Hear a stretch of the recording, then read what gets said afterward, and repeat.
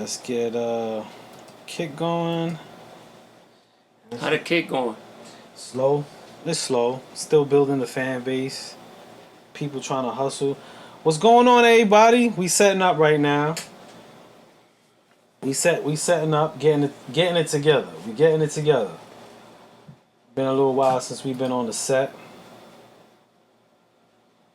Oh, no wonder I'm on the wrong. I can't see the TikTok right now.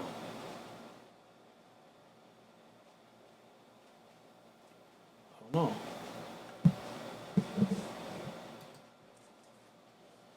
There we go. Alright, there we go. Salute, yo, Dean, what's the word? Salute to everybody that's on right now.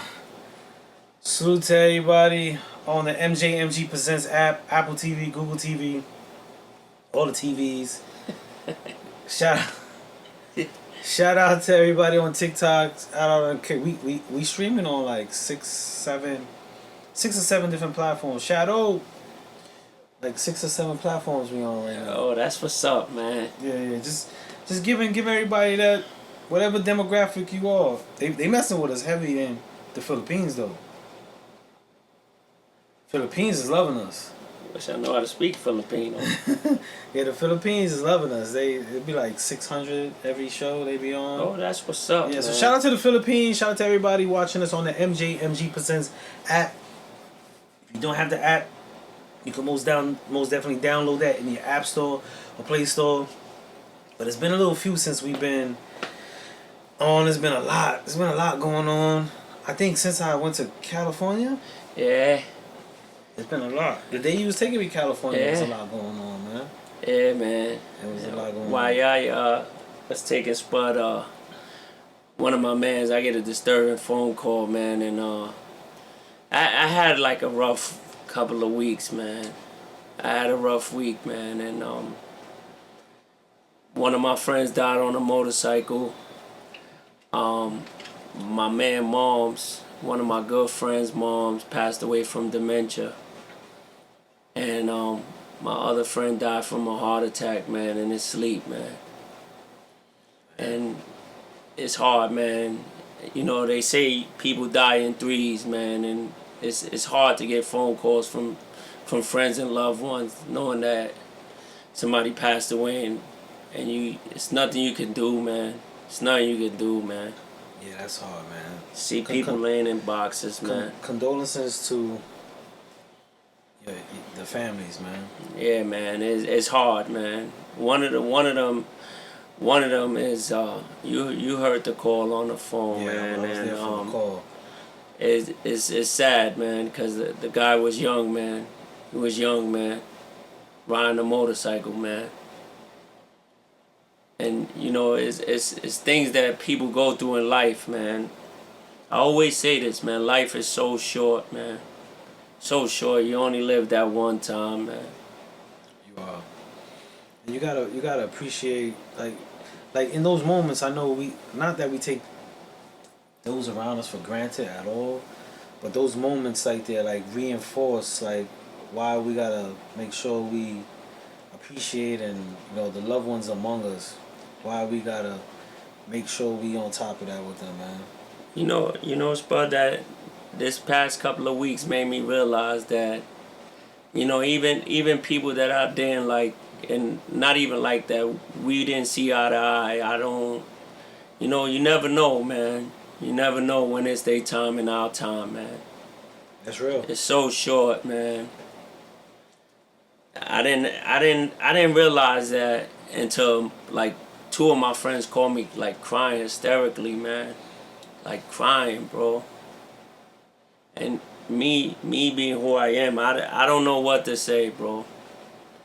It's hard. It's just hard. It's hard. It's almost like, what do you say? You can't say anything, man. That's one thing I would never say when people say, oh, it's gonna be alright. It's never gonna be alright, man. Cause they lost somebody. And it's hard it's just hard, man. And the guy that I tell you, he just graduated the police academy, man, and his brother ended up going to his whole graduation and come back to New York City to get killed by a motorcycle, bro.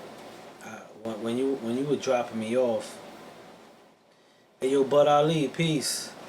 When you were dropping me off, man, and I heard the phone call, man, and you just hear the sorrow and the brothers cry, man. It was just like damn, man. It hits home. You know what I'm saying? It makes you think. It's so sad, man, when people lose a loved one, man. Just losing anybody is it's just hurtful, man.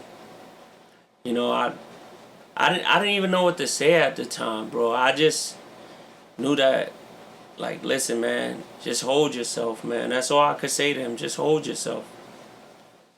Yeah, man. It's hard, man. It's hard. Like it it's mind blowing. You want to console them to the best of your ability, but at the same time, you feel like how you consoling them. I don't want to say undermining or it doesn't have the value of the pain that they're going through. It's tough, man. I want to send a big condolences to all the loved ones that anyone have lost, man, because you don't get over it. You continue with it, and some people get better at continuing with it, and some people still working on that. So I want to send condolences to everybody who lost someone in their life, man. It ain't easy. And it's like sitting next to you, that God rest your moms. It's so hard to tell your friend, like, it's gonna be okay. It's not, And in that pain, right? Going back at my mom's funeral, remember I was sitting in the second row, and I was crying. I wasn't crying hysterically. I was just crying, and a lady behind me, she reached over and she's like, "You okay?" And I kind of was just crying. I probably mumbled, "Yeah," whatever. And she says, "It's gonna be all right."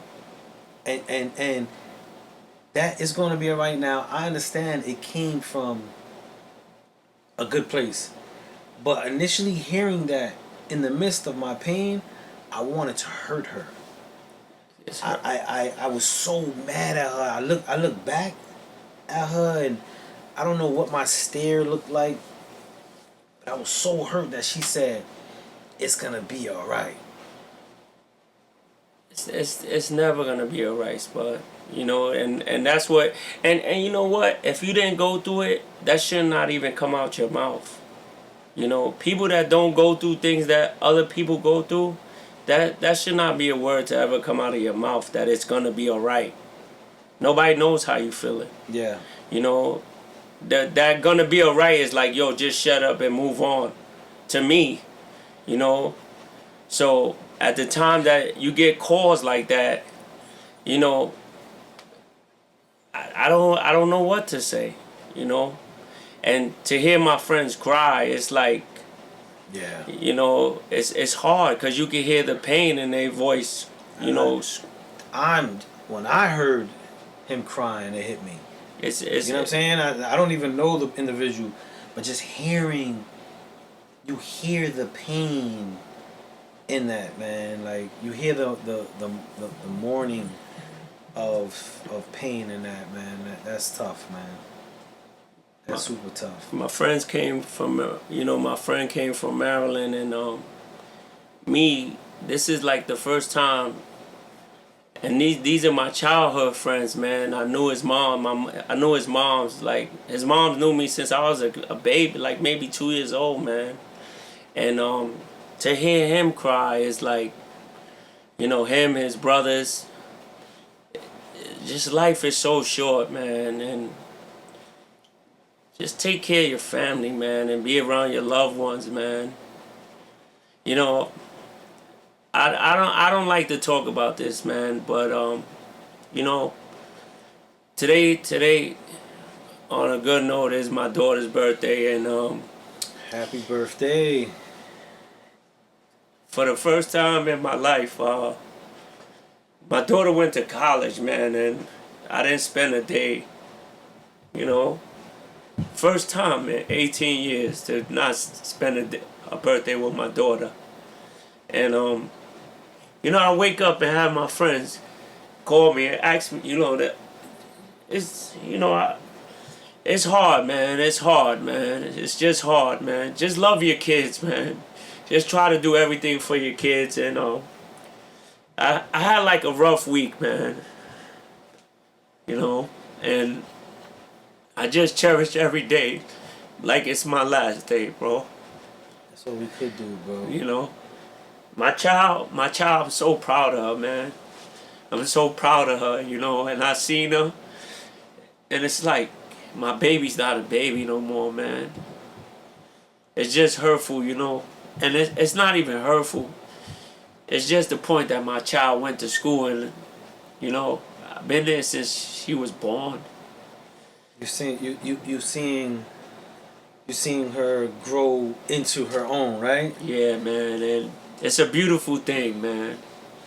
It's a beautiful thing, man. I miss her so much, man. You know. So did you get to tell her, you know, you're happy for her, but you know just what she means and how you miss her? Did you get to tell her that? You know, Spud, my daughter knows that my daughter knows I love the ground she walk on, bro, and it's like you with you being a daddy. I love the ground she walk on, bro, and just to see her to grow, and you know, it's a blessing, man. It's a blessing. Let her know too. Like she knows it, but hearing it too, bro. I listen. We talk. Okay. And hearing it, man. This is the first time that I don't spend time with my daughter for her birthday, but it's like I woke up today like, damn, like I just lost everything, but I didn't. My daughter, my daughter's doing great, man, and it's no complaints. It just was weird to knowing that I didn't spend time with her on her birthday, but she's like getting older. She's about to become a young lady, a woman, you know. Not the little girl that I always had by my side. And today was like a good day and a great day because I did see her. I did see her for the 5 minutes, but you know, she's in a program and you're not even supposed to see them, but they let us see her. Did you see her? Yeah. And I didn't want to leave, but she has to do everything in the school system that. How was it when you saw her? Like how was she when you saw her? Oh man. Me, my wife and my son went, you know, and she hugged her brother real tight. She hugged little Nate like more than anything in the world, man. And to see her is like, wow, my baby. Like she calls, but it's not like holding her. Yeah. You know, and like to say this, but I feel bad for the dads that want to be in their kids' lives and do the right thing and don't have the opportunity to do it, man. You know, it's sad that fathers and have to go through things and try to be, especially girls, man. Dads need to be in their daughters' lives, man. Yeah. They need them more than anything, man. The reason why I said, and I know you tell her, Pat, what's going on? I know you tell her, but recently, as simple as this, yesterday, you know, it was Bushwick Day, so I went to Bushwick Day Dolo, the park and all that, and you know, and then afterwards I took them to the mall, so I took them to Gateway, and you know, they went around and they just wanted to go to Burlington and look around, nothing crazy. And my little one, she's looking around and she found some, and I just was on the side watching her go through the rack, and I was just appreciating her. Like I'm looking at this young little lady, like, man, look at these girls. Cause I told them I ain't messing with you. I'm going in the men's section, you know. And then she saw me looking, and she was like, "What, Dad?" And she came over and she said, "I saw you looking," and I was just like, "I love you," and I just said, "I love you," and she just lit up. she lit up and she was like, I know, and she gave me this big hug, and it was like, they know we love them, you know what I'm saying? But also hearing it is a super reinforcement, man. Sometimes it's a power up for our kids, not even just our kids, but our family. You know what I'm saying? Our family. I grew up in a household we ain't say that, bro. We did not say that. Old school Jamaican emotion is in your back pocket. It's school. Respect. Do the right thing. Like, I grew up in a household where you ain't use I love you. You know what I'm saying? The first time I told my pops I love him, I was sitting on a visiting floor in prison. Just sick of I was so sick of holding the word. Holding the word. I just was like, Pops, man, I love you. It's that's the best thing. It's like a job site, bud. You know, you get a lot done with your workers just appreciating appreciating them. You know, and to be around your kid, to tell you I love you is a big thing, bud. Like, you have to, I think people should say that a lot. Like, yo, I love you, man. It's okay. It's okay. Even just appreciation. That's all. Like finding different things to express that you love. Like shout out to Pat, Patricia Groves. I love you, Pat. I was just with Pat. That's why I was just with Pat in Cali. You know, just like sometimes even Pat, I know she likes to I know wherever she's at right now, she's gonna be like, oh, Eric, stop. She likes to downplay, but sometimes I just, out of the blue, I'll remember something, and I'll be like, hey, Pat, like, thank you. And she was like, oh, no, thank you. And I'll be like, no, but like, just like finding those ways is just appreciating someone, you know, expressing the love of finding those little inklings to show. You know what I'm saying? To show. And as parents, and we're both parents, sometimes, and I'm gonna keep it on to me. Sometimes I know they love me. Sometimes not even sometimes. It's easy to forget to show because you automatically love them. So, you know, sometimes it's just like look, my daughter, she comes and writes on my laptop screen, I love you, Dad. Like, I ain't erase it yet. I got it right there. Those are the best times. I didn't erase it yet. You know what I'm saying? I didn't erase it yet because that little gesture, like, she wrote it, and then I come to my setup, and it's on my laptop screen. She wrote, and you know, people like, yo, you ain't mad? Nah, I ain't even get it off. I left it on there. I leave it too, man. I left it on there.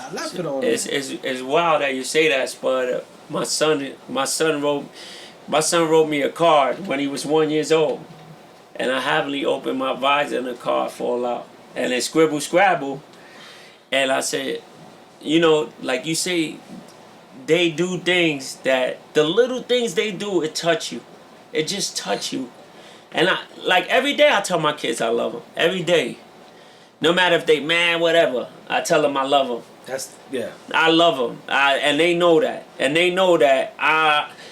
I'll do anything for them. I'll do anything for them. I love them to death, bro. I love them. You love them to life. Me, not to life, to death. I love them like. I'm getting better at semantics. I think semantics really plays a part in how we go about things. So excuse me if I get overbearing. No. But I'm really starting to get into semantics. Some of the things we say is so crazy. We say some of the craziest things. That's cool, man. So excuse me if. No, that's cool. When you love them to death, that's not a good word, and that's good that you said that. You know, I also, you know, Cartier.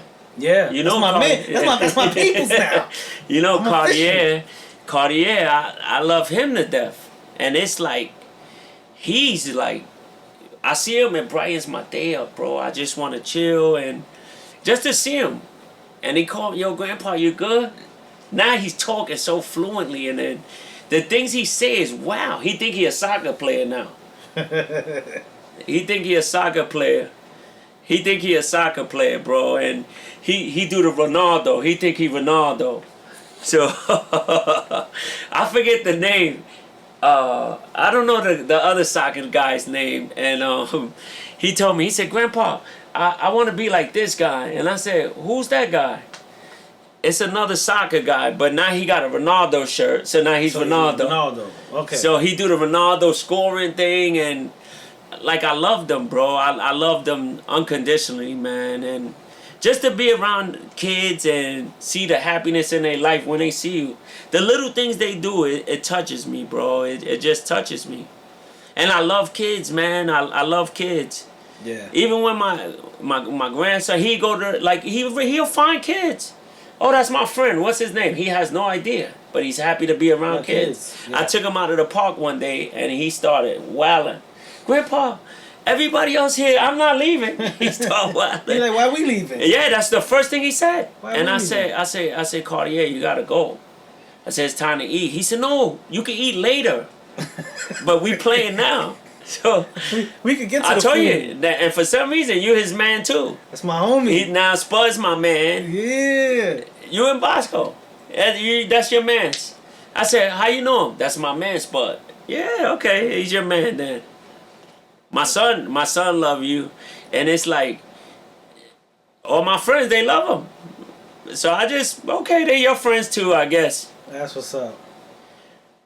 You know, I love him, man. I just to see him grow, man. To see what he's turning out to be and growing is dope, man. It's dope. To watch the kids, the grandkids, to watch those that we seen as small and start flourishing, man, it's so rewarding. He said Spud is family. That's right. Yeah. Family. That's right. That's it. It's over. Yeah. It's over. I'll tell you, if you ask him who you are, he'll point back, yo, that's Spud. I'd be like, you know him? He'd be like, yeah, that's my friend. I'd be like, that's good. It. That's what's up. Next time I see him is because the last time I saw him, I was like, let me just chill. The boss man came through. Let little boss man come through. I'ma chill. But next time I see him, it's different. You know, he gonna love you, It's man. different. He cool, man. He mad cool, man. Like I say, Spud, just to see him like growing now, it's bugging me out. It's like really starting to bug me out. Even having conversations with him. And I know when he trying to play me, he start trying to butter me up. He trying to play me. He wants something. He wants something. So he say, "Oh, they all do it. He they say, all do "Grandpa, it. I love you." No, you stop playing, yo. He go for the gusto. Yeah, he kill you with that one. He kill you with that one. And if I don't give it to him, he run right to his grandma. Oh, grandma. Grandpa said, no, I can't get it. I got a little refrigerator on the side. He go over there and get his own sodas now. Like, let me help myself. I'm good. He go right to the bar. That's his own personal bar. I love kids, Spud, man, and the way the generation is now, Spud, man, I feel bad for them. I feel bad for a lot of kids that don't have families and a father figure and a family figure in their life, you know? Yeah, man. I mean, like, you know, in a lot of my programs, you know, I get to talk with a lot of kids and just seeing like how much brightness, like a lot of the kids in my program, you see the light bulb, bro. You see like the excitement, you see the pressure, and then it's like, damn, no one sees that, man. Like it hurts that a lot of them don't get that moment. You know what I'm saying? One kid was like, yo, could you be my uncle? You see? Yo, could you be my uncle? And I'm like, yo, I got you, man. I got you. And that's more hurtful, Spud. Can you be my uncle? Could you be my uncle? That means somebody not paying attention to, you know, and the little things always, they need time, bro. They just want time. Time, and I didn't realize that when I was a kid because, you know, when we was kids, bro, we didn't really, you know, your mother, you know, somebody was there for you. Somebody was watching over you out there. The people across the streets, you know, it's a different era, man, and for all the like people that see the stuff that these kids is doing, man, like the little things you could change in a kid's life, man. Bringing them to a park, just doing little things that he don't get in the crib, man. Yeah. You know, Spud, I opened the fire hydrant and it was 3 little kids, Spud, and you could tell, Spud, that, you know, they don't do anything. You know, they got in the water, and my wife bought chips and juice down, and the kid was scared to grab a bag of chips. He was scared. So my wife said, "Yo, go get it. You can get how many you want." And you see him just chomping, Spud, just chomping. And I said, some kids don't even eat meals, bro. They don't even eat meals, bro. Bro, I used to work in a laundromat in Far Rockaway. That was my first job when I came home. And there was a group of kids that used to come in, and I used to give them a job. Like, yo, you sweep that, you get $1, right? This was like, I used to come in to work, head to work at like 11 p.m. So they'll come in from 11 p.m. to like 2 in the morning with me. It got to the point where these 4 young kids would stay overnight with me. I get out at 8 in the morning. They would stay overnight and go from me to school. So I would make them work and clean stuff, and I would pay them. And then now, we'll buy some food and all that. And I used to just be great. The biggest thing that I used to think in my head, man, was I'm glad it was me. Because I don't know their parent situation. I didn't know their living situation. But to have 4 kids, the ages of 11, I think at the oldest was 13 at the time, at my job overnight. Now, Far Rockaway is crazy. And I worked on Seeger Boulevard and Seeger Street. It was a little arch, Clean Right Centers, laundromat. They would be in there with me from 11 p.m. to 8 in the morning before they go to school. That's the ghetto. You know what I'm saying? And for me, I'm just like, I want to guide them. Like Crash Industry, kids just be looking for guidance. And that was my thing. Like, they could be anywhere. They could have been anywhere. But they in the laundromat with me, bro. Now, one of them, I see him online. He working out. Little Greg, who was the youngest, he in the military. 2 of them, I don't know where the other 2 are, man. But I see Paul and Greg. And I hit him up in the Currents when I see him online. And, they say, like Greg said, when he's in town, he going to pull up. But for those 4, there's 400. Got the same equation, but they in a place where they shouldn't be, or a place that they can't get out of, man. And that's the hard part to really digest. That's the worst part, Spud, when they feel like they can't get out of there, bro, and they have nothing to live for.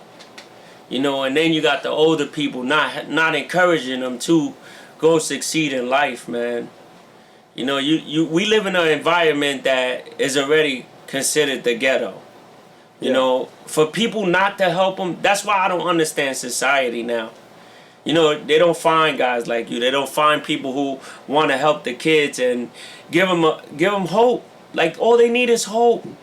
It can happen. They block people like us because you want to help. They block people. Yeah, you're not gonna get block. what you need. They block people. Damn, what's good? They're gonna stop doing everything that you was doing for them because you making them see light. I do a program with probation. I do the music program with a probation organization. This is my 7th cycle. So I did this program 7 times. I did it for 16 weeks the first time, 6 weeks, 8 weeks, 6 weeks, 8 weeks, and now I'm up to another 6 weeks, right? Everyone knows my story. I could go into church and I'm going to tell them I was locked up. I'm very vocal about my story. There's no secret. I don't lie about it. I'm open. I meet it head on. They sent me to go get fingerprinted. What? So I said to them, what y'all need to know? Like, I do speeches on my case. Like, we send you anywhere. They send me to get fingerprinted. So I go on Fulton, get fingerprinted. They're going to hit me back and say, you got flagged. Oh, that's the new shit. You got flagged. They flagged me. I heard that before, Spud. From running the program that I did 6 times, that where I've been. You this ain't no secret. This is why I could reach the demographics that you can't reach, because you don't know how to talk their language. So hold on. They stopped your program? They flagged me, bro. They shutting that down, bro. That's corny, bro. They shutting it down. And now it's like, what I told them was like, just give me a day to talk to the participants, so that way I can move them into other programs, because you know what it is to build a relationship, bro. You know what it is to build that trust. I have people looking at it, and then I don't even come back no more. I don't know what they gonna tell them, because they're not gonna lie. They're not exactly. They're not gonna tell them, yo, we flagged him. You know what I'm saying? Like, they're gonna tell them anything. So, you know, that's what I asked, but it don't stop the show. But even that, they stopping it, bro. They flagged you. They did it. You did it for 6 times. Now the last time they're gonna flag you. That's corny, bro. That's how they treat the kids in society. When you help them, they knock off the guy that's trying to help you. Yeah. The guy that's trying to help you, all of a sudden he's the bad guy. He the bad guy. Instagram, they said how old are you? I'm 40. Well, I'm 46. I'm 47. I'm 46. Yeah, I'm 46. I'm 47, man. A good. I remember when I used to think that was old. And we ain't old, man. When I was a kid, I used to think that was old. Shit. Nah, when I was 15, and they told me when I got out at 28, I'm grandpa status. Nah, you good. I'm grandpa status. You good, man. You know what I'm saying? And then you appreciate your time and being here, man. As you go. Crash Industry said they would rather prefer someone who can't relate to them. You know, man, like the demographics of like outreach, I realize it's about deliverables. It's about what organizations could say they're gonna do for a demographic that needs to get the funding to accommodate that and look like they did something amazing. When after every program, I always tell them, what's next for these kids? Yeah, program's done and y'all just gonna leave them. Yeah, for that. So you know, so I'm always telling them, yo, go to this program. Here's my number. If you need something, you want some advice, I'm always directing them somewhere else. And I can't help it. You know what I mean? But deliverables, it's real. The deliverables, that's what a lot of programs worry about. They get the funding, and the funding, we're gonna help kids who are on probation. Just an example. We need you to sign. They look for kids on probation. All they care about, man, is having them sign. How many signatures you get. Then they take those signatures and they bring it back. Look, we got 20 people. And then you got me in the middle of all that doing the work. Yeah, shaking out, you getting the kid off the street, getting the kid to take the gun to the precinct and get rid of it, getting the kid to stop doing gang activities. I'm doing all that work, and I don't mind the hustle, bro.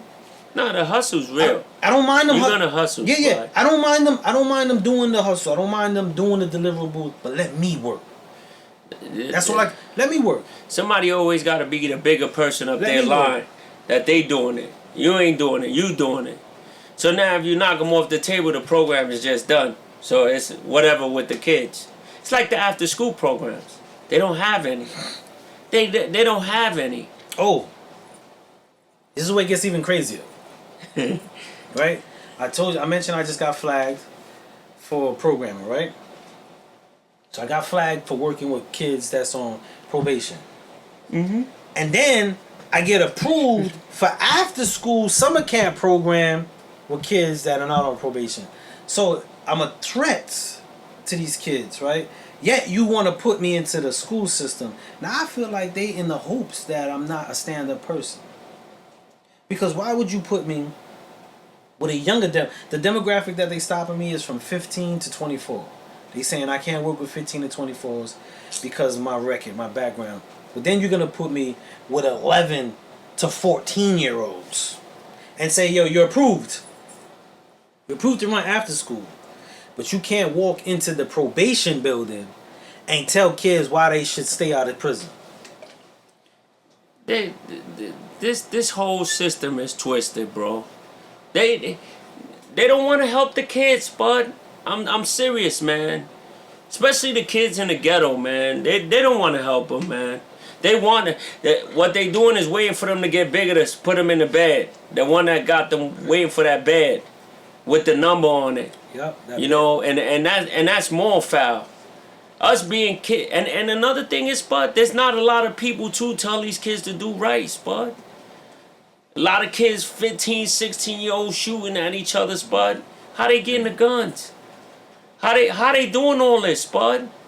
You know, it's sad. Like, and then there's parents that's just sitting there, not even caring what they doing.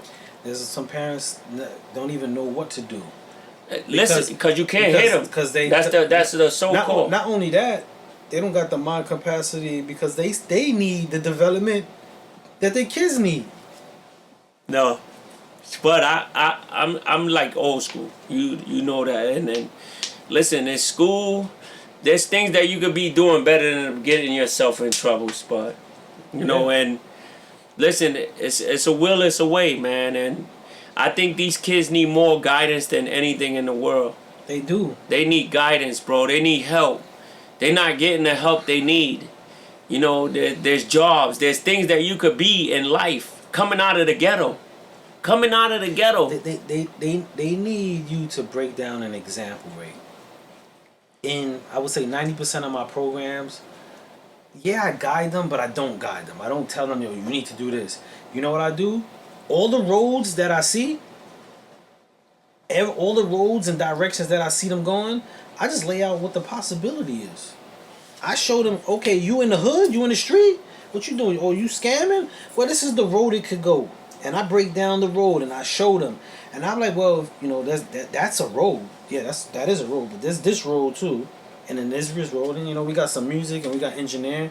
And I just show them examples of, because I know me as a kid, I went to prison at 15. Yes, there was a maturity level. Yes, I have respect. And yes, there was a lot of things that were good about me. But we cannot supersede or overlook the fact that I was 15 years. There was a lot of things that I did not know that my mind could not develop to. And this is scientifically proven. Like, a doctor came to my trial and talked about the white and gray brain matter and the development don't start till you 22. 22. It don't really start till you 22. So you got people who had kids under 21 still developing who they are, and then they have a kid. A lot of what you do, and you know, as a parent, when we have a kid, a lot of who we are gets put on pause. We got to reactivate those things or get back to them. But a lot of things start gearing towards the kid, especially from zero. I don't even want to say it ends, but 0 to 18 is crucial. In theory, it's crucial what we got to do. So you take someone who never really fully developed, then they have someone that they have to develop. There's a big gap. Not saying people can't do it, not saying it has never been done, but in reality there is a gap in the structured learning between parent and child because they're still developing. But at the end of the day, man, being a parent is a big job. It's a big job. It's a lot of responsibilities, man. And you know, I now, like you said, the age is like plays a big part, cause these people turn around and wait till something major happens to get on TV. Or I didn't know my son was doing it. Somebody told you. Somebody had to tell you, or you done seen it, because everybody's filming everything.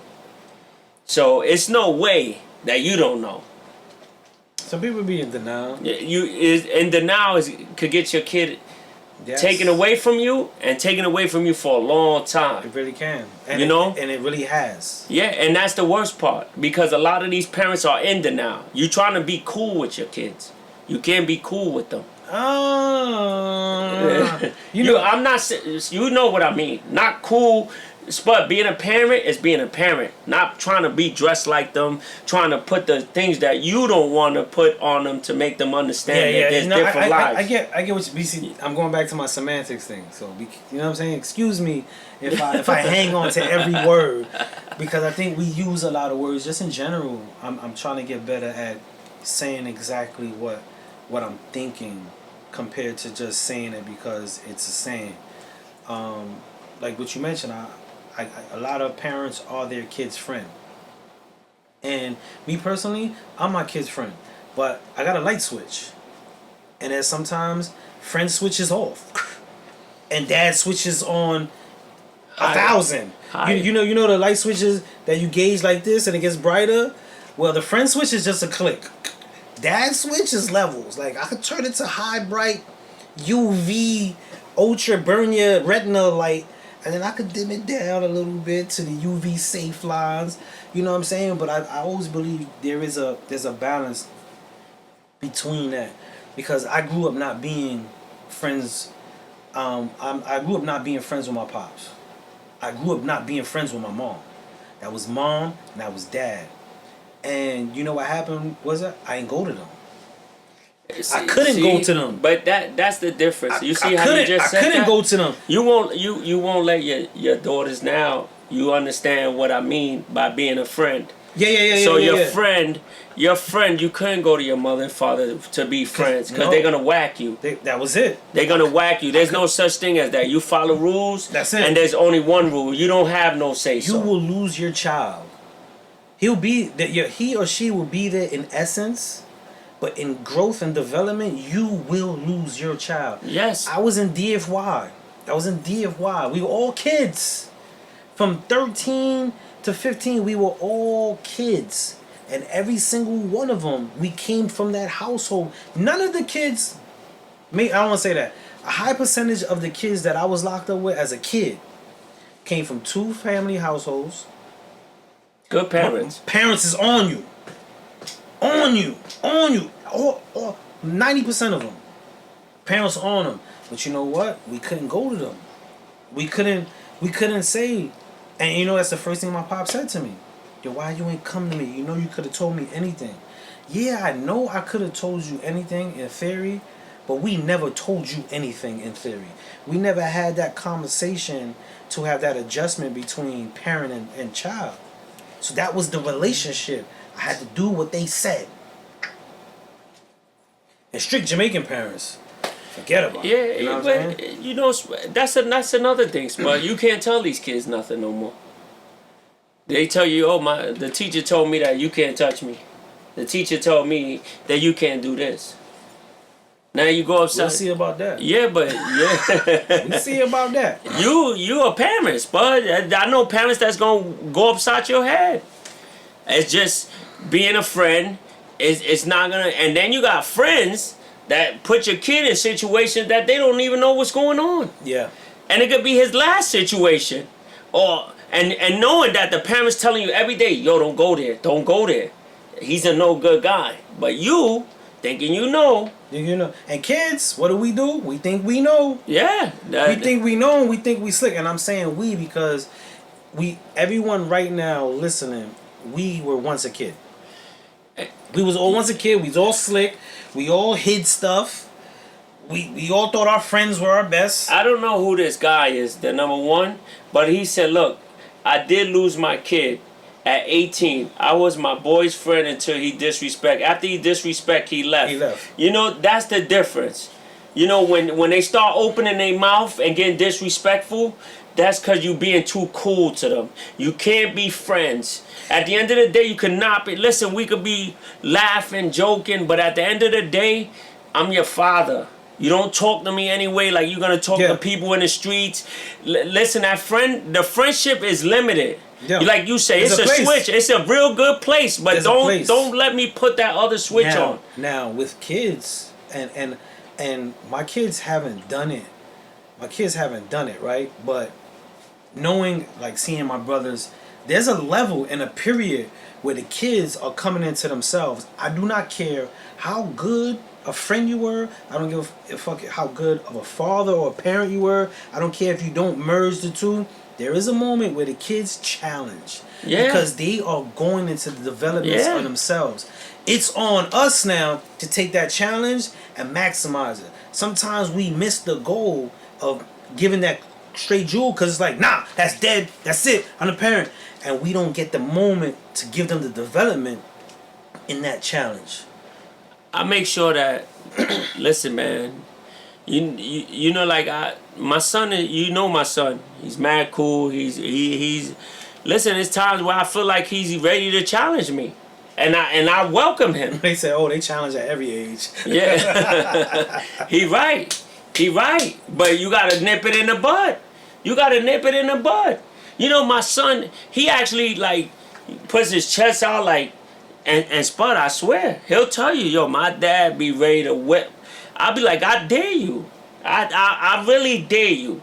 And I tell him, when you 18 and you feel like you think you know, you see. Yeah. But I love you. You're not gonna talk to me like nobody in the street. You're never gonna do that. And don't ever think you're gonna do it. So when you try it, I go back to the old ways. I gotta get you. Yeah. I gotta get you. So my daughter, right? My daughter, I'm in the living room, and I say, hey, Janelle, could you do blah, blah, blah? She ain't hear me. I said, Janelle. She's like, what? I said, all right, we gonna run that back. we gonna run that back. Hey, Janelle. Yes, Dad? I called her over. And I said, so how you felt like you was addressing me? I was annoying you? You felt you was brave enough to address me? No, I ain't mean it. No. You said it. You put it in the air. We gonna get to this. We gonna get to the... Now, I'm confronting her. Very stern. Some might even say a little street. But I'm confronting her because we gonna address it. And I'm gonna show it's a discomfort for me. But I could have easily just been like, what the hell you said? And it go left. But I want each of those matters to know, like, yeah, I ain't feeling that. And we gonna get to the core of this. We not gonna let it. But you felt good enough to say it. Let's talk about this. But or I can whip you. My grandmother. You see how your daughter just answered what? Yo, my grandmother popped me for that. Cause I didn't realize what that meant. Remember, I always told you I have two sides. I had a Puerto Rican side and a black side. My man was getting it from both ends. So, he was getting the chancleta. Nah, the chancleta I wasn't getting. I wasn't getting the chancleta. You was on point. No, on the black side I had to be on point. You had to be on point. So my grandmother was calling me one day and I said, what? My grandmother turned around and said, what you said, boy? Mm-hmm. And that was the end of that what? Yeah. So now, you know, on the black side is yes ma'am, no ma'am. You know, it's a lot of things you can't say and do that you can do on the Spanish side. Yeah. I get you. So I didn't realize it until my grandmother, like, chastised me for saying what? Like, she kept calling me and I said, what? She said, what? She put everything down and sat me down and made sure she realized what that what meant to me. Yes. You could say it, we gonna get to it. Straight up. And my grandmother told me, you better not never. Oh, she always used to tell me these things. Don't ever disrespect your mother and father. And don't you ever talk back and be disrespectful. And if you disrespect me, I'm gonna whack you up. See, and I grew up in a household that they didn't express the do's and don'ts. You got whipping? I got whooped. My mom said, I tell my kids all the time, y'all would have got whipped a whole lot. Oh yeah, my moms didn't do the verbal conversation. It was it wasn't a democracy in my household. I love my mom, but she ran a tight ship. But it was led by example. That's how my household was. And being the youngest, I saw a lot of what my brothers and sisters had to go through that I fell in line. Like, nope, you don't speak like that. But that's how I grew up in my household. It was by example, and my mom's led with discipline. My pops ain't beat us. My pops never laid a hand on us because Mom Dukes did it enough.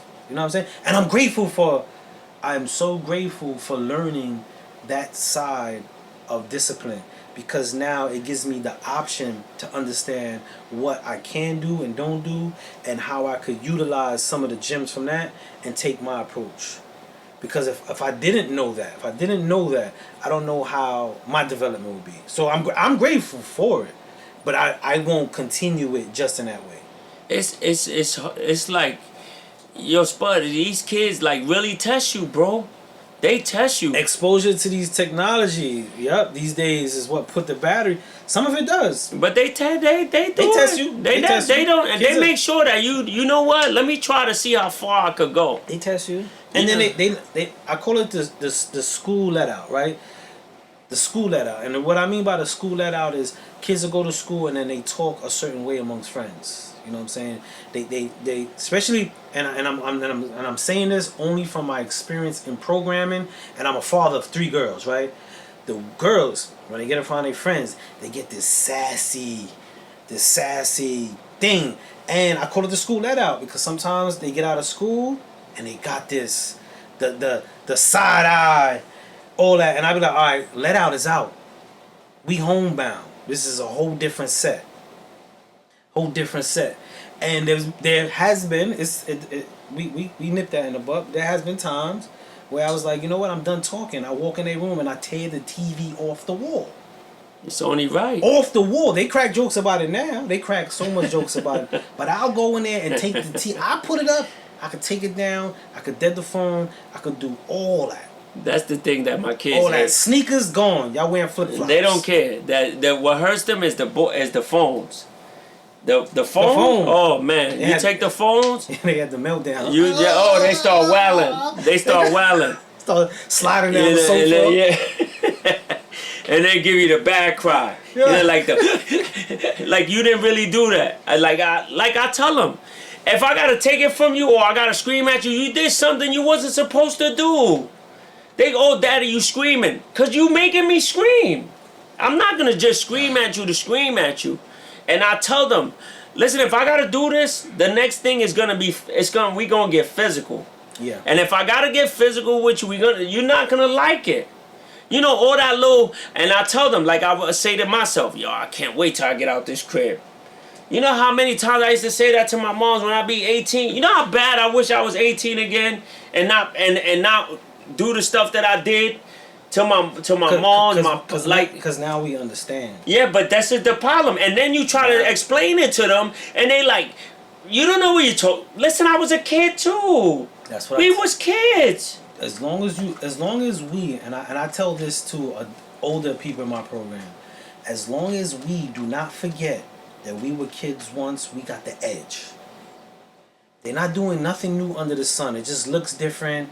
They got new technology and new weird dances and sayings, but in theory, it's all the same things that we did. Like my middle child, the school called me and they like, you know, we not tolerating this.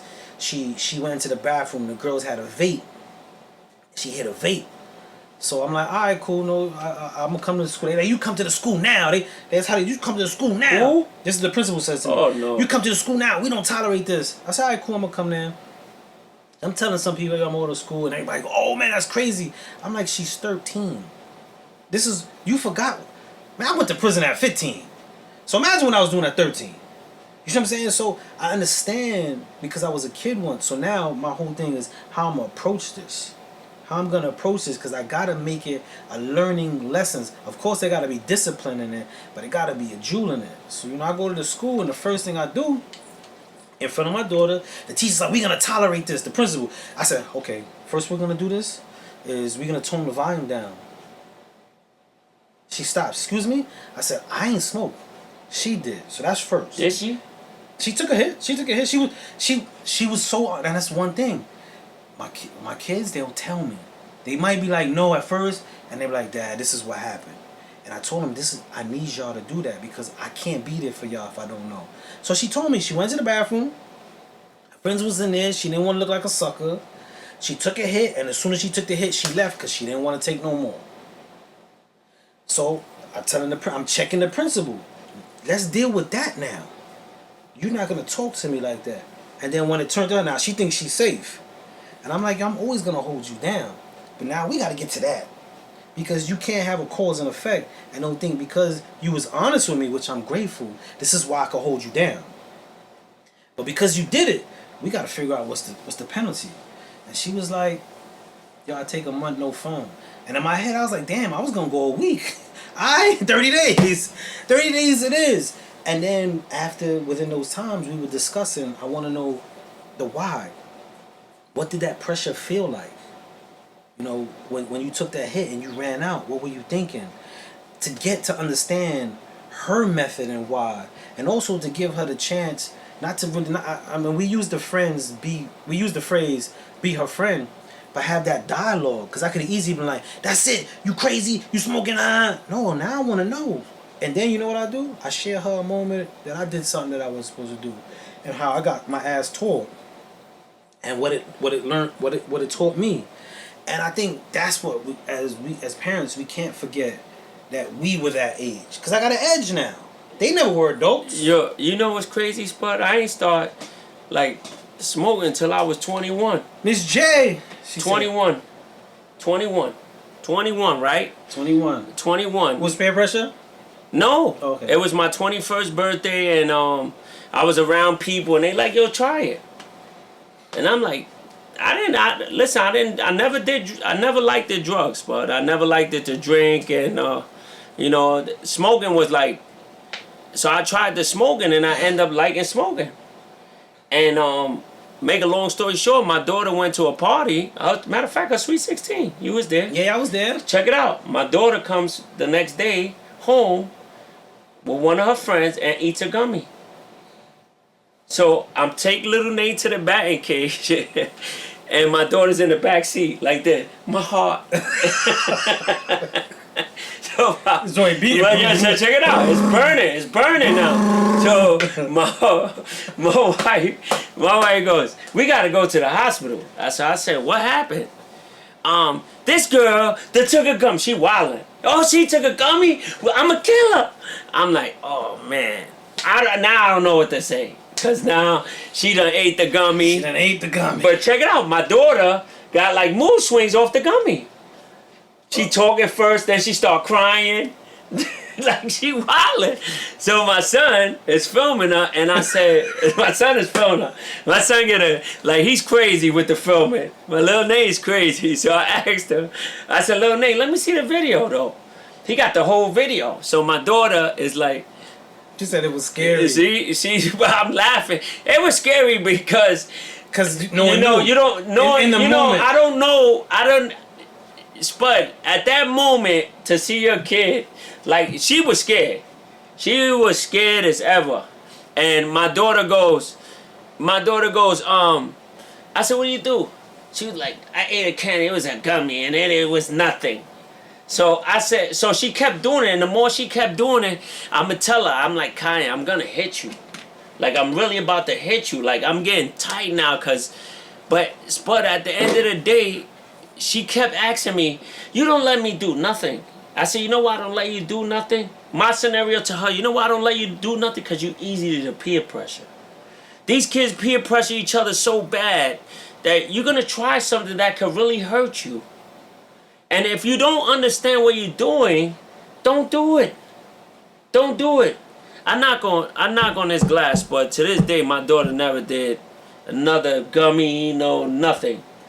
She's a great kid. And Lil Nate, I won't even give him a chance. I won't give Little Nate a chance. Peer pressure. Is you say y'all go to school together? I'm not sure if the. Oh, she said joking. The peer pressure is so subtle because even me, right? When we were not even junior high school. This is elementary school. Elementary school, we had a crew called the 40 OZs. You had 40 ounces, Juice? We was drinking 40 ounces of malt liquor. Oh, English? Miss Groves, if you on, the cat's out the bag. Oh, English? Miss Groves was my third grade teacher. Yes, oh, English, St. Ives. First it was St. Ives. Oh, that's because you know St. Ives, yeah, but St. Ives had that whole the whole Snoop bottle, Dogg. Yeah. It had the Ice Cube, and every trip we had, we were in the back of the bus drinking 40 ounces in the back of the bus. But that's how subtle. It's not even peer pressure sometimes, because the peer pressure is usually when they talking into something you really don't want to do. What we be missing out is peer initiation. Peer is just saying, yo son, I do this. Yo, what it tastes like? Yo, it tastes good. That ain't pressure. That's just the initiation.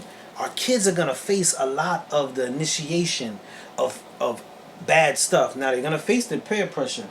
And we get so lost in just the peer pressure, we be forgetting how simple it is for the curiosity. Because if they curious, it ain't gonna take nothing. takes nothing. And that's why I asked Janelle, were you curious? Were you curious to know what that tastes like? And she was like, a little bit. And I said, was there any fears? And she was like, yeah, I heard that it has metals in it and aluminum and stuff like that. And then I asked the most scariest question a parent could ask. Did you like it? I want to know. Did you like it? And she was like, no, I coughed, and a few days it made me feel weird. And I said, okay. And then, you know, we went and I had to Google some stuff and we looked it up. But as parents, don't forget, don't just get lost in the peer pressure. Just the initiation of their curiosity, bro. That's Curiosity. And now it's crazy with these social kids media. is crazy. These kids is crazy now. These kids lost their minds, but I be seeing kids 13, 14, like you say, they're teenagers. They buy them. But you know what's crazy? The dudes in the store that's selling it to them. Yeah. They don't even care about the kids. They just selling them vapes because they want to make $1. That's it. It's all about And these that. kids is vaping, not knowing that you messing up your lungs. You killing yourself, man. Yeah. I just learned, man. You know, I asked her the same thing too. The next day though, when she went down from the high, I asked her the next day, Spud. I didn't ask her the same, you know, cause Yeah. I felt doing that all under the eye. I asked her the next day. I said, "How did you feel?" She was like, "Daddy, I'll never do that again." I said, "You see, you tried something that you don't even know. You hurt yourself. You hurt yourself, man." Yeah. And them joints is crazy. I mean, even as an adult, I tried edibles as an adult. Nah, I ain't. I tried that. I went to the beach. I called myself, everybody having a little piece, right? A gummy. And they were like, we not, I said, they giving me milligrams. You might as well be talking Chinese, Mandarin to me, right? Mm-hmm. So I said, just give me a little piece. It's all right, we just gonna give you the head. And I eat it, and I'm at the beach, and I'm like, nah, this ain't about nothing. 2 hours, 3 hours in the beach go by, 4 hours, 5 hours, I drive home. I say to myself, I feel all right, I'm gonna wash the car. Since I'm all sweaty from the beach, and I'm gonna wash the car, and then I'll just get all the sand out. And then, bro, I'm like, what's happening? What is happening to me? First of all, it felt like the corner of my eyes was flying away, right? So I'm trying to look at the corner of my eyes, and I'm seeing like fireworks at the end, and then my head was getting mad fuzzy, and I felt like I want to sit down, and I felt that heart. The heart started double beating. And I'm like, yo, what's going on? I gotta cool off. I went inside. I said, can I get something to drink? They gave me something to drink. I drank it. I sat on a sofa, bro. It felt like I went into like a sunken place, bro. That's I was like, scary, yo, man. if that's how it make you feel, I don't want it. I do not want to feel like corner of my eyes is flying away. My heart beating like it ain't mine. My head fuzzy. Like every time I move, the room spun. So now I'm trying to be still as much as possible. I can't do it, bro. I can't do it. I don't even participate in none of those no more, man. Yeah, they say, yo, this ain't no AA. These I thought y'all was A&Rs. we are, but We just talking, man. This living room conversation, man. We invite y'all. We always talk about different topics. You know, just we talking what the kids go through, man. Yeah. That's all. Every life, just life. Yeah, we just kick it. And we also take feedback and conversation from, everybody that's on. Like he said, we talk about real life. I think there's just having fun. Thank you. I appreciate that. We appreciate that, man. We welcome everybody who wants to be here. And that's one thing we don't want the kids to go to, AA or NA. Yeah. So that's why we talk about it. Yeah, so hopefully these kids on here don't never try it. And us as adults, we need a place to talk. Yeah. We need a place too. We need some guidance at times. We need some reinforcement. We need a place to dump. Especially if you're a parent, your kid between 0 and 8, all the nursery rhymes. You start talking, hey little baby, look at you, you got girl. We lose a few 8 years, right? You know what I'm saying? So we need a place. Just talk, man. You know, we need a place to talk and just to be. There's a lot of noise. There's a lot of noise in the world. We get caught up in it as well, just as our youngins. So, you know, my boy came to me one day with an idea, and he was like, "Yo, I just want to chop it up." And I was like, "How real is that?" You know what I'm saying? Let's just chop it up and let it grow to where it's gonna go. And Yeah. we did. Even starting the show today, we ain't know what we were gonna talk about. We never do. I was like, "Yo, anything on our mind?" He's like, "Nah." I was like, "All right, let's start it off and say our good days and let it roll from there." And it just snowballed into this conversation. So we never really know what we gonna talk about. Yeah, we damn sure ain't talking about no drugs with kids, man. That's we- one thing we don't We do, love the man. kids. We man. love them, We man. love the kids, man. We parents, and you know what? Everybody, some people got similar situations, man, and don't have nobody to talk to about it. We just vent. We just talk, man. And Yeah. us being parents, look, he got 3 girls, you know. Yo, and Ro. it's a different life, man. It's a different life to grow up in this environment. The peer pressure is real.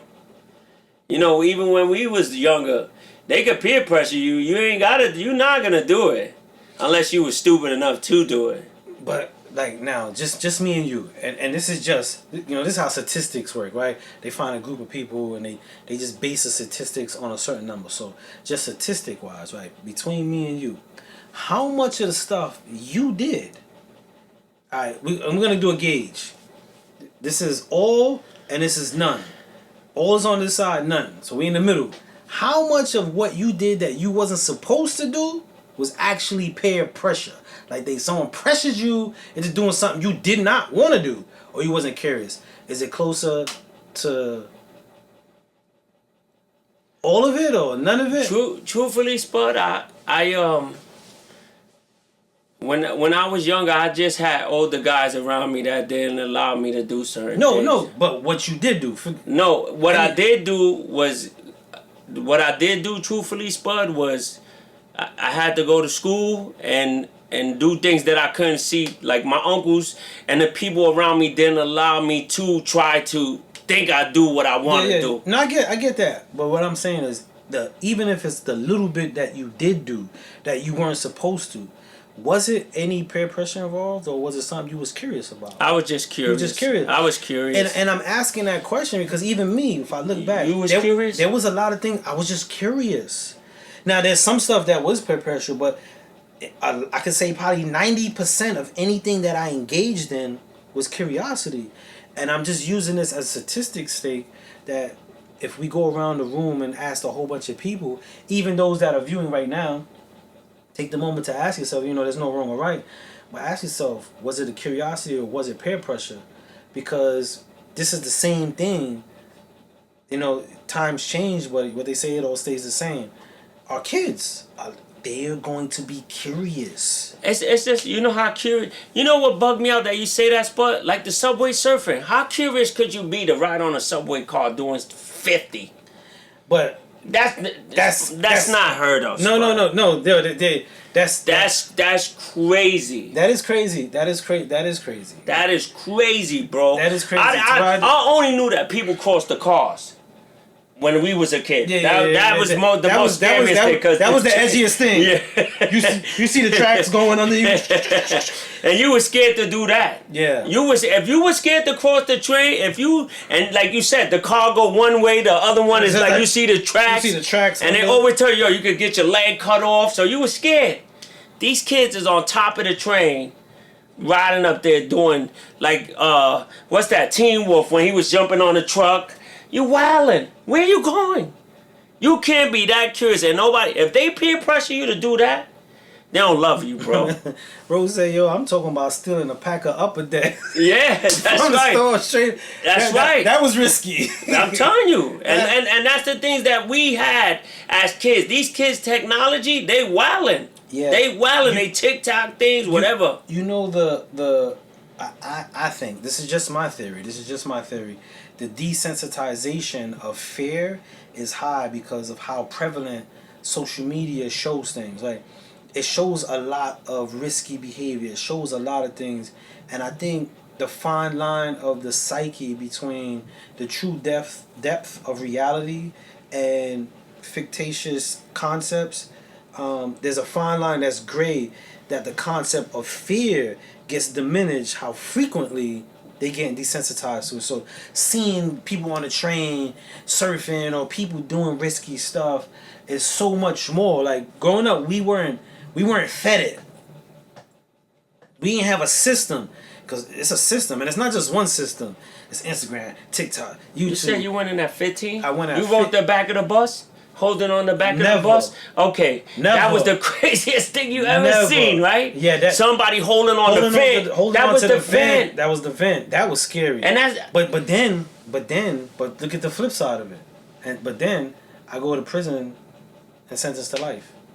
See what I'm saying? So like 15. What we looking at, yeah, is crazy to us because we understand, engage the possibilities of what could happen to you riding on the train.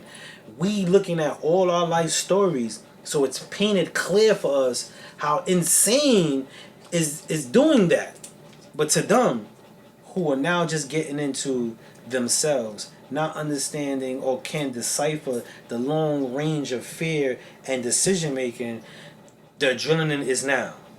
We not looking, for us it ain't about the adrenaline now. It's like, yo, one slip, it's over. It's over. But for them, it's the now. And then they look cool to their friends, and they could post it if they filmed it. They and crazy, they bro. could go viral, and that's what I mean about the times. This times is crazy. These kids is loose. They bugged out. They are crazy. I don't know how many times I turn the TV on and see a kid get his neck chopped off riding on them top of them trains, 14, 15. Like, yo, bro, you ain't had nothing else better to do but to ride on top of a train. Yeah. Like, it's no way. These kids are crazy, bro. And when we were kids, and the generation before us, they was looking at us still in the upper deck out the thing, or hanging on the back of a train or the bus. They were looking at our simplicity of risk as crazy because they didn't do what we did. And what they did, the generation before them ain't do. And it continues. And it's going to keep continuing. And that's why I always say, us as adults, we got to take our scenarios from our childhood, from how our parents were, how we were, and not forget that when dealing with our younger generation. Because we get the I quit smoking syndrome. You know what I'm saying? Like, you ever been around somebody who used to smoke and then they stop, and then as soon as smoker's around, oh, get that away from me! I hate it. And how dare you smoke around me? And it's like, bro, your whole jacket smell like it. You did it before. And as parents, we get the quitting smoke syndrome. We forget we was 13 doing dumb stuff and stuff like that, and forgetting that some of the stuff that we didn't know or that we couldn't acknowledge and our mind capacity couldn't gather. We be forgetting that. We be forgetting that when we dealing with Miss Jackson said they need whippings. They need whipping. They need a little bit of whippings. Yes. No, that's a true fact. They need a little bit of whippings. When he get home, if he make it off that train, your ass grass, bro. And they need some conversations. Hey, yo, La, what's going on? I tell my kids, like, just like that. I can't whip them, but I can whip you. So whatever they do and you there, you gonna get it. You gonna get it. Like, I'm not even playing with you. Your name even get mentioned in it. You gonna get it. So you better know what you doing. These kids, like, at 15, you shouldn't even be thinking about riding the top of a train, bro. Yeah, riding the top of a train should not be something that you do. Anybody. The new thing is they stealing the keys to drive the train. That's the new thing. They stealing keys to drive the train. I get that, though. I get it. Not saying it's right. Crazy. I get it because they're exploring, bro. When you're kids, you explore, man. Like, there's so much things that I did. I remember I jumped out of a 3rd floor window, and you know what saved me? A door. A regular door? A door. I hit the door, bro. Broke my fall. What in the world was I doing jumping out a 3rd floor window? I thought it would be a quicker way to get to the other building that I want to play in. So I caught myself hanging out the window to do this. And once I was hanging, I could not do nothing else. The worst thing I ever did was jump on dirty mattresses. Go in a vacant lot to grab dirty mattresses to jump on to get wingworms. Yeah, we did.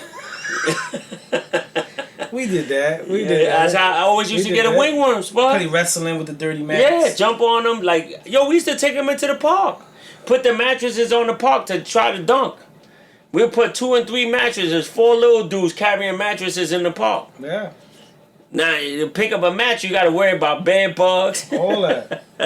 All that. How times change. You know You drop the slice on the floor, kiss it to God. God made dirt. And Dirt don't hurt. It don't hurt. Your mouth and watch it work. He gets down. He did all that. Oh, man. I'll tell you, man. I had to listen. The guy that was riding in the back of the bus, I was hoping he'd make it. He don't fall, cause he done off. He fall. Yeah. Them cars running over you. It's crazy, man. But we as parents just gotta we gotta stay on top of them and know the edges, man. We gotta know the edges and don't forget to. This is my opinion. I don't wanna act like I'm talking. Don't forget to grow with your kids. You have to. You gotta grow. You have to You gotta grow. grow with your kids. You gotta grow with your kids. Even if you're not together, let them know that you love them, that you're there, you care. And the Make relationship changes. Yeah. Don't forget the relationship As changes. the ages go. As the ages go, because they start developing themselves. Yeah. And you're getting a new version of them. And as you getting a new version of them, that's a new version of yourself on how you're gonna deal with them. So don't forget to grow with them and understand who they are becoming. Because they forever becoming something. We are forever becoming something. I ain't the same person 2 years ago. You know what I'm saying? So it happens. It happens. But I want to send a big shout out to everybody that jumped on. I want to send a big shout out to Ro Golden, showing mad love, and energy, supporting. I want to send a shout out to everybody. Yo, D, what's going on? I know Miss J is still on. Yo, La, shout out to everybody that's still on. And much love, man. We feed off the conversation of the people that's on, and we welcome different topics. Of course. If there's something you got in your mind that you want to talk, and for everybody on TikTok, if you see us looking up all the time, the monitor of the comments is up for us. So I just wanted to do that. But if you ever got a topic or something you want to, feel free when we come on. We are on Sundays. Yeah, these past couple of Sundays. The last couple of Sundays we haven't been on, but we are usually on Sundays between 6:30. No, 7:30. 7:30 and 7:45. 7:30, 7:45. Between the 7:30, 7:50 time, we'll jump on and we rock out about an hour and some change with y'all, man. I think we were on an hour and 17 right now. Yeah. So shout out to everybody that hung out with us, rocked out with us. Your time is valuable just like our time, so I appreciate y'all being able to hold these little devices in your hand or have them on a stand, doing whatever you're doing for how long you can. So we really appreciate that, man, because we really like just building. And I want to give a shout out to my boy right here, man. He got emotional, and I love that he was able to free that comfortably and just talk about his love for his kids, man, and his daughter. And shout out to his daughter on her new venture into college, man. So salute to the fam, man. Yeah, man. And, you know, it's okay to let out your emotions sometimes, man. And as dudes, as men, you should let out your emotions, man. Certain things you need to let out, man, and you don't know how to, man. Yeah. I just, like I say, man, I'm sitting next to my brother, and, you know, I'm not ashamed. I'll cry in front of him any given day, bro. And today's the first day that I didn't spend a birthday with my own child. But where she's at now, it's a better place, and it's gonna get better. It's just one time, you know. And the time that I miss when I do see her, we'll party. We gonna be okay. We'll catch up. We'll get to that. I'm just saying, for all the dads and the moms, just love your kids, man. Be around them. Let them know that you appreciate them, and let them know that they appreciate it. Cause a little conversation with them might take them a far away, man. Yeah. Instead of being them peer pressured outside in the streets with these fools, man. Straight up. Cause the schools ain't doing no better, and the system ain't doing no better. So Just be mindful of what your kids is doing, and stop playing dumb. Don't Bam. play dumb. Bam. My man dropped the mic on that. You drop it right on the floor. He dropped the mic on that, man. I'm Swell Brooklyn. I'm Nate. This was Dungeon Talk, man. Much love. Yo, Marcus Beats, most definitely. I'll check out my DM. I've been really horrible with my DM, so if anybody been DMing me, I've been chilling, but I'm gonna check that out. But shout out to everybody on TikTok. Much love. Y'all have a good night, as well as everybody on Instagram. Y'all be well, man. Be safe. Have a good one.